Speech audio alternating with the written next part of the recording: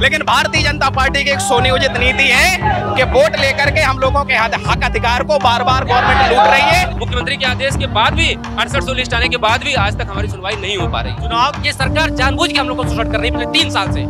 इनको कोई समझाए, दिवाली तो इन जैसे लोगों के लिए होती है, आराम से बैठ के बंगले में खूब हवा खाए, क्योंकि हमने ही इनको जिताया है, गलती हमारी ही है। उत्तर प्रदेश में रोजगार पाना किसी जंग जीतने से कम नहीं है, क्योंकि लगातार उत्तर प्रदेश में रोजगार हासिल करने के लिए बेरोजगार युवाओं का कई तरीके से संघर्ष देखने को मिलता है। ये जो संघर्ष है कई चरणों में होता है। पहले तो नौकरी के लिए विज्ञापन जारी करवाने के लिए संघर्ष, उसके बाद फिर जो है एग्जाम कराने के लिए संघर्ष, फिर उसके बाद आंसर की के लिए संघर्ष, और इन सब के बाद आखिर में इन अभ्यर्थियों के पास जो सबसे बड़ा संघर्ष होता है वो ये होता है कि ये एक बार फिर से नियुक्ति पत्र के लिए संघर्ष करते हैं। 69,000 शिक्षक भर्ती में 6800 सीटों के लिए ये यहाँ पर लगातार संघर्ष चल रहा है। तस्वीर हम आपको दिखा रहे हैं कि ये शिक्षा मंत्री संदीप सिंह के आवास पर ये तमाम 69,000 शिक्षक भर्ती के जो है अभ्यर्थी हैं, जो पिछले लंबे समय से लगातार संघर्ष कर रहे हैं। हाथों में बैनर है, वैध चयनित शिक्षकों को नियुक्ति दो। इस तरीके की ये नियुक्ति को लेकर पिछले लंबे समय से इनका संघर्ष जारी है। चुनाव के टाइम पे भी इन्होंने लंबा संघर्ष किया था, उसके बाद फिर तमाम जो है अलग अलग मौके पर इन्होंने सरकार को घेरने के लिए जो है संघर्ष की बात कर लेते हैं। एक बहुत लंबा संघर्ष आप लोग कर रहे हैं, लंबे समय से हम लोग देख रहे हैं, आपको कवर कर रहे हैं। ये संघर्ष क्यों नहीं खत्म हो रहा है? हम लोगों का संघर्ष 4.5 साल से चल रहा है। 69,000 शिक्षक भर्ती में आरक्षण का बड़े पैमाने पर जो है अनियमितता हुई थी, गवर्नमेंट के द्वारा सुनियोजित तरीके से घोटाला किया गया। हम लोगों ने माननीय हाईकोर्ट में और राष्ट्रीय पिछड़ा वर्ग आयोग में 1.5 साल तक हम लोगों ने अपनी लड़ाई लड़ी। उसके बाद राष्ट्रीय पिछड़ा वर्ग आयोग और हाईकोर्ट के द्वारा ये मान लिया गया कि 69,000 शिक्षक भर्ती में आरक्षण घोटाला हुआ है। उसके बाद योगी जी ने कमेटी बनाई, उसके बाद 6800 की एक लिस्ट जारी की है कि जो है 6800 में वास्तव में घोटाला हुआ है। 5 जनवरी 2022 को हम लोगों की 6800 की जो लिस्ट आ गई, उसके बाद 2-2.5 साल बीत जाने के बाद हम लोगों को पिछड़े दलित अभ्यर्थी हैं हम लोगों को आज तक जो है नियुक्ति पत्र नहीं मिला है। हम लोग सड़कों पर संघर्ष करने के लिए मजबूर हैं। हम लोगों के लिए खाने के लिए भी नहीं होता है। हम लोग बड़ा संघर्षरत हैं, लेकिन गवर्नमेंट हम लोगों को अब तक दर्जनों बार आप शिक्षा मंत्री के आवास को घेर चुके हैं, विधानसभा, बीजेपी कार्यालय, मुख्यमंत्री आवास, कुछ बचा नहीं है। मगर ये लड़ाई खत्म कब होगी, कब सुनवाई होगी? हम लोगों को भैया हर बार आश्वासन मिलता है और होता कुछ नहीं है। तो इस बार भी आश्वासन लेकर जाएंगे? अब हम आश्वासन लेकर के नहीं जाएंगे। हम लोगों ने ये सोच लिया है कि जब तक हम लोगों को नियुक्ति नहीं मिलेगी हम लोग यहीं पर बैठे रहेंगे। हम लोगों को जो भी करना पड़ेगा हम लोग करेंगे, लेकिन अब हम लोग बिना नियुक्ति लिए नहीं जाएंगे। उत्तर प्रदेश में तमाम नेता हैं जिनकी आपने तस्वीर लगाई है, पिछड़ों और दलितों के नेता, जिसमें केशव प्रसाद मौर्य है, या अगर हमें अभी बात करें संजय निषाद है, राजभर, सब लोग पिछड़ों की बात करते हैं। मगर जब आप लोगों के रोजगार की बात आती है, आपके हक की बात आती है, तब कहाँ है ये? इन्हीं को देख करके हम लोगों ने सबने ओबीसी एससी ने भारतीय जनता पार्टी को वोट दिया है। लेकिन भारतीय जनता पार्टी की एक सुनियोजित नीति है कि वोट लेकर के हम लोगों के हक अधिकार को बार बार गवर्नमेंट लूट रही है और केवल आश्वासन दे रही है। ये तस्वीर हम आपको लगातार दिखा रहे हैं। तस्वीर आप सामने देखिए कि उत्तर प्रदेश के ये पिछड़े और दलितों के जो नेता हैं, इनकी जो है इन्होंने आरक्षण को लेकर जो ये लड़ाई जो ये लड़ रहे हैं, आखिर वो उस पर मौन क्यों है? हम और भी लोगों से बात करेंगे, उनसे बात करेंगे कि हाँ, लंबे समय से क्योंकि ये लोग संघर्ष कर रहे हैं तो इनसे बात करना जरूरी है। लंबे समय से हम लोग देख रहे हैं, 4-4.5 साल हो गए ये लड़ाई लड़ते हुए। दर्जनों बार आप इसी जगह पर आए हैं, यहाँ से लाठी खाकर वापस गए। आज की क्या रणनीति है? क्या वही पुरानी रणनीति है, उसी तरीके से आएंगे और चले जाएंगे? देखिए, हम लोग बहुत थक चुके हैं। आज हमारे पास खाने के पैसे तक नहीं है। हम लोग किसी तरीके से यहाँ तक पहुँचे हैं। पुलिस प्रशासन की स्थिति आप देख रहे हैं, बसों में तैयारी है। हमारा दोष सिर्फ इतना है कि हम दलित और पिछड़े समुदाय से आते हैं। 6,800 सीटों पर घोटाला माननीय मुख्यमंत्री जी ने स्वीकार किया और अपने आवास पर बुलाकर हमारे 5 लोगों को बैठा के घोटाला साबित हुआ। और उन्होंने अधिकारियों को निर्देश भी दिया कि आप इनके साथ न्याय करिए, उनको नियुक्ति पत्र दीजिए। लेकिन आप देखिए, दुर्भाग्य देखिए, 2 साल से अधिक समय हो गया, लेकिन आज तक हम लोगों की नियुक्ति नहीं हो पाई है। 20 तारीख को न्यायालय में मुकदमा लगा हुआ है और सरकार की तरफ से कोई पैरवी नहीं होती है। तो हम लोग यहाँ आए, इस मांग के साथ आए हैं कि हमारी सिर्फ एक बात हो, शिक्षा मंत्री जी हमारे सामने जो सरकारी वकील हैं उनसे बात करें और कहें कि 20 तारीख की सुनवाई में आप खड़े होकर इस मुकदमे के निस्तारण के लिए पहल करिए।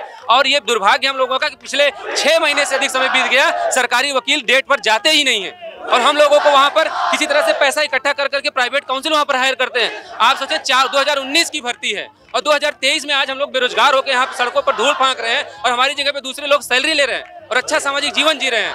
हम लोगों के पास कोई स्थिति अब बची नहीं है जिसको हम लोग लेके आगे बढ़ सकें। हम लोग यहाँ से तब तक नहीं जाएंगे जब तक बेसिक शिक्षा मंत्री जी सरकारी वकील से हम लोगों के सामने बात नहीं करेंगे। सवाल ये खड़ा होता है कि हर बार कई बार आपकी मुलाकात हो चुकी है बेसिक शिक्षा मंत्री से, मगर समस्या का समाधान नहीं निकला। पहला ये चीज, दूसरा ये है कि आप ही के प्रदेश के तमाम लोग जाके बिहार में नौकरी ले रहे हैं और उत्तर प्रदेश वाले यहाँ पे हम देखते हैं कि अक्सर धरना दिए करते हैं आए दिन। देखिए, दुर्भाग्य से कहा जाता है कि बिहार में जंगल राज है और देखिए जंगल राज ये होता है। जंगल राज अभी दलित पिछड़ों जिनके नाम पे वोट मांगा जाता है, आज उनको यहाँ पे पटक दिया गया है, लाठियां खा रहे हैं और उनको जो है ऐसा लग रहा है जैसे ये उत्तर प्रदेश के हैं ही नहीं। 4 साल से हम लोग अनदेखी का शिकार हैं। हमारा सिर्फ इतना गुनाह है कि हम दलित और पिछड़े समुदाय से हैं और कोई अन्य गुनाह नहीं है। राष्ट्रीय पिछड़ा वर्ग आयोग जिस संस्था की बात हमारे देश के प्रधानमंत्री जी करते हैं, वहाँ की रिपोर्ट कह रही है कि हमारे साथ इनजस्टिस हुआ है। हाई कोर्ट का जजमेंट कह रहा है कि हमारे साथ इनजस्टिस हुआ है, लेकिन उसके बाद भी ये सरकार सुनने को तैयार नहीं है। मुख्यमंत्री के आदेश के बाद भी 6800 लिस्ट आने के बाद भी आज तक हमारी सुनवाई नहीं हो पा रही। चुनाव के समय में हम देखते हैं कि जैसे उत्तर प्रदेश में केशव प्रसाद मौर्य, केंद्र में अनुप्रिया पटेल, ये तमाम लोग हैं जो पिछड़े की बात करते हैं, इनके हक हुकूक की बात करते हैं। ये नेता कहाँ है या ये कैसे आपका सपोर्ट कर रहे हैं? आप देखें, हमने ये पोस्टर पर उनकी फोटो लगा रखी है और बड़े जिज्ञासा से हम लोग उनकी राह तक रहे हैं कि शायद उनकी नज़र पड़े आपके माध्यम से, मीडिया के माध्यम से वो देखें कि जिस सूबे का उप मुख्यमंत्री जो है ओबीसी वर्ग से हो और प्रधानमंत्री जो है ओबीसी वर्ग से, वहाँ उत्तर प्रदेश में ओबीसी वर्ग की क्या हालत है। इसीलिए हम लोग ये फोटो लगा के टहल रहे हैं कि शायद हमारे जो संजय निषाद जी हैं, जो है ओम प्रकाश राजभर जी हैं, अनुप्रिया पटेल जी हैं, केशव प्रसाद मौर्य जी हैं, भूपेंद्र चौधरी साहब हैं जो प्रदेश अध्यक्ष हैं, किसी की नज़र पड़े और उनको लगे कि उनकी भी कुछ जिम्मेदारी है हमारे लिए, इसीलिए हम लोग यहाँ पर आए हुए हैं। आखिरी सवाल है, आज इस लड़ाई का क्या अंत होगा? फिर से आप लोग इको गार्डन जाएंगे, वही सारी चीजें होंगी या फिर लड़ाई? आज आप सही मायने में पूछे तो लड़ाई आज से शुरू हो गई है। अभी तक हम लोग संवैधानिक तरीके से अपनी मांग को लेकर बैठे थे। अब हमारे पास जो एक आखिरी रास्ता है, यहाँ से पुलिस प्रशासन हमको जबरन मार पीट के यहाँ से हटाएगा, जहाँ भी ले जाएगा वहाँ हम सभी लोग भूख हड़ताल पे बैठेंगे और सामूहिक रूप से हम लोग जेल जाने को भी तैयार हैं और भूख हड़ताल पे हम सभी लोग बैठेंगे। क्यों भैया, लड़ाई का आगाज हुआ है? बिल्कुल आगाज हुआ, आज हम लोगों की स्टार्टिंग हुआ है। हम तब तक लड़ाई लड़ेंगे जब तक हमको नियुक्ति पत्र नहीं मिल जाएगी। चाहे अगर प्रशासन जितना प्रताड़ित कर सकता है, शासन जितना हम लोग को परेशान करे, हम वो भी सहन करेंगे, लेकिन नियुक्ति पत्र लेके जाएंगे। आज हमारा ये 17 तारीख से स्टार्टिंग है इस महाधरने की। हम तब तक लड़ेंगे जब तक हमें नियुक्ति पत्र नहीं मिल जाएगा। प्रशासन या शासन अपने स्तर से जो कार्रवाई करना चाहे हम स्वीकार हैं। ये सरकार जानबूझ के हम ओबीसी समाज के लोगों को शोषण कर रही है, उनका दमन कर रही है। जब उत्तर प्रदेश के मुख्यमंत्री जानते हैं कि हमारी जगह उनकी जात बिरादरी के लोग सम्मान सहित पिछले 2 साल से नौकरी कर रहे हैं, हम पिछले समाज के लोग पिछले 2 साल से ओबीसी समाज के होने के नाते सड़क पर घूम रहे हैं। सरकार के लोगों से जब सवाल करते हैं तो वो कहते हैं कि विपक्ष के इशारे पे वो धरना दे रहे हैं, सरकार को बदनाम कर रहे हैं। इसमें सिंगल कैंडिडेट आप चेक कर लीजिए, कोई भी ऐसा अभ्यर्थी नहीं है जो किसी सरकार के प्रभाव में, अगर हम लोग चाहते कि हम विपक्ष के मोहरे से हैं, समाजवादी पार्टी हमारे साथ होती, सभी हमारी पार्टी होती, इसमें आप देख लीजिए कोई भी सिंगल व्यक्ति नहीं है। इसमें सिर्फ वो अभ्यर्थी जो पिछले 3 साल से सड़कों पर भटक रहे हैं।